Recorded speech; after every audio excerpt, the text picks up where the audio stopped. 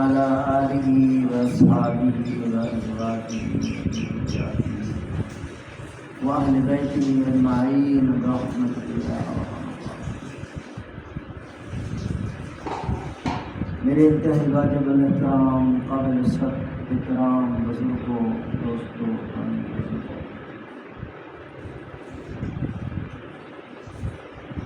ایک کتاب ہے سیرت النبی بعد از وفات النبی صلی اللہ علیہ وسلم. ہندوستان کے ایک بزرگ نے لکھی. اس میں ایک ہندوستان کا واقعہ انہوں نے لکھا ہے بڑا سبق آموز.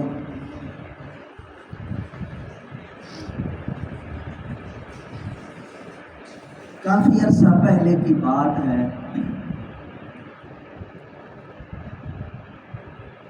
ہندوستان کے اندر ایک گاؤں تھا اور اس میں صرف ایک ہی مسجد تھی. مسجد کے قریب ایک صاحب رہتے تھے اور وہ مسجد میں نہیں آتے تھے. محمد دین ان کا نام تھا. نمازیوں نے بھی کہا یار مسجد کے قریب تمہارا گھر ہے, مسجد میں آیا کرو. امام صاحب نے بھی کہا, اس نے کسی کی بات نہیں مانی.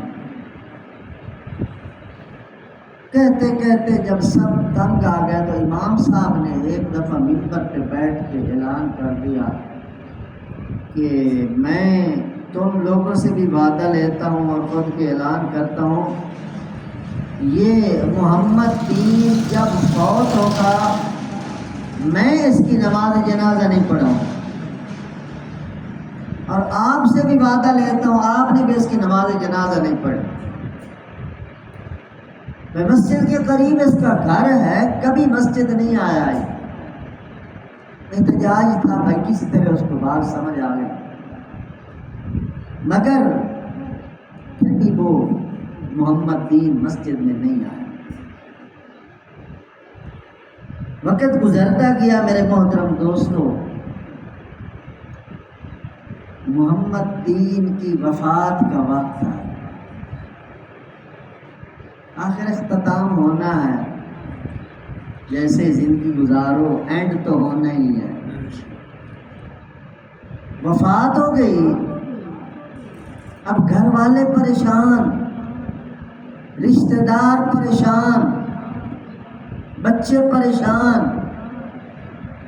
کہ آج جنازہ نہیں ہوگا, کوئی گاؤں سے نہیں آئے گا کیونکہ مسجد میں معاہدہ ہو چکا ہے, امام صاحب جنازہ نہیں پڑھائیں گے. کیا بنے گا محمد دین کا؟ بہت پریشان تھے گھر والے, اندر اندر کڑ رہے تھے. محمد دین صاحب دنیا سے جب چلے گئے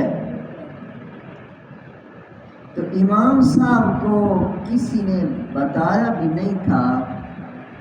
امام صاحب تشریف لائے اور اس وقت سپیکر نہیں تھے, مسجد کی چھت پہ چڑھ کے زور سے اعلان کر دیا کہ محمد دین وفات پا چکے ہیں, تو آپ سب اکٹھے ہو جائیں, ان کی نماز جنازہ بھی پڑھی جائے گی, ان کو غسل بھی دیا جائے گا, ان کو اچھا سا کفن بھی دیا جائے گا, اور ان کی اچھی عزت کے ساتھ تدفین کی جائے گی.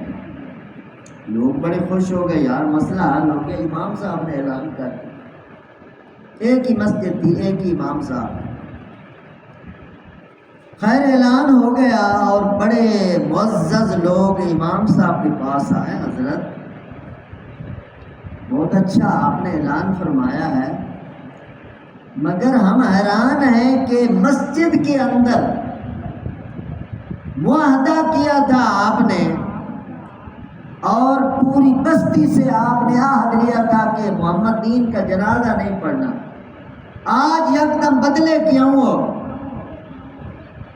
تو امام صاحب نے جو بات بتائی میرے محترم دوست رونگٹے کھڑی کر دینے والی بات.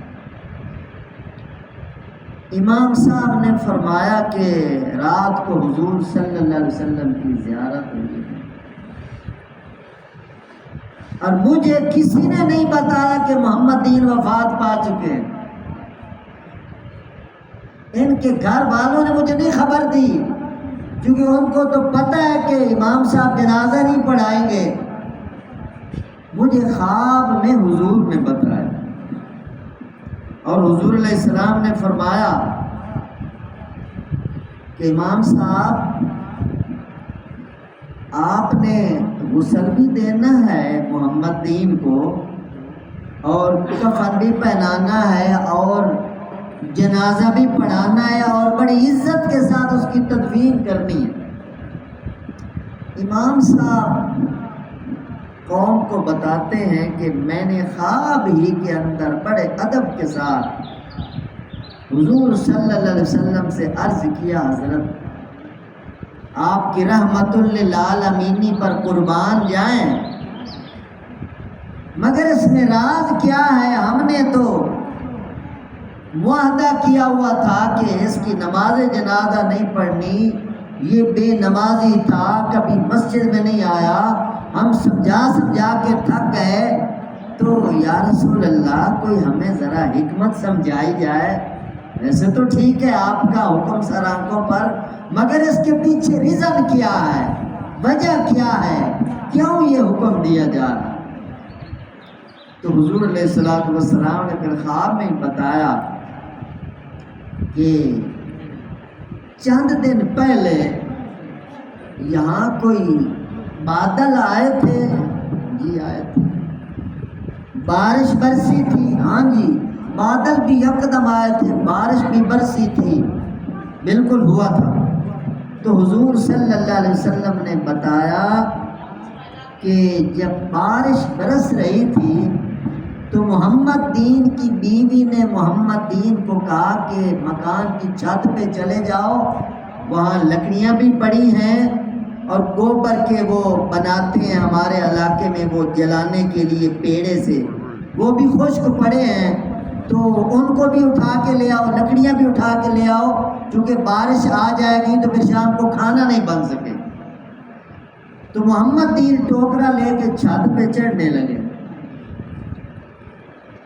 جب چھت پہ گئے تو چونکہ ساتھ ہی مسجد تھی تو ان کی نظر پڑ گئی کہ مسجد کا روشن دان کھلا ہوا ہے اور بارش بڑی برس رہی ہے، پانی روشن دان سے مسجد کے اندر جا رہا ہے۔ اس نے ٹوکرا وہیں رکھا اور اپنے وہ لکڑیاں اور وہ گوبری چھوڑ کے مسجد کی طرف آیا اور اس نے روشن دان بند کیا اور اندر کافی پانی آ چکا تھا، سادہ دور تھا، اندر کیچڑ بن چکا تھا۔ اس نے اپنی پگڑی اتاری اور اندر وہ کیچڑ اپنی پگڑی سے صاف کیا، کیونکہ نمازی آنے والے ہیں، نمازیوں کو تکلیف نہ ہو۔